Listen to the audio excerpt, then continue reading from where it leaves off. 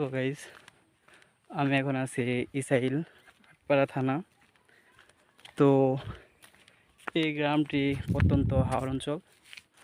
এই জায়গায় বেশি একটা বলতে গেলে মানুষজন কমই দেখতে পারতেছি। এই জায়গাতে গাড়ি পাওয়া অনেক টাফ।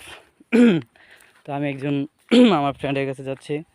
তো অনেকক্ষণ রাস্তায় হাঁটলাম, তারপর দেখি এখানে একটা গাড়িও পাওয়া যায় না। তো কি বলবো, অনেক কষ্টকর বিষয়।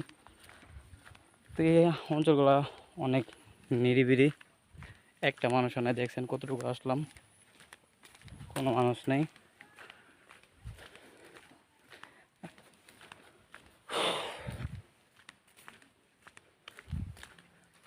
কি দেবো, চারিদিকে খালি গাছপালা, আর ভিতরে এত ভয়ঙ্কর জায়গা। দেখেন সবগুলা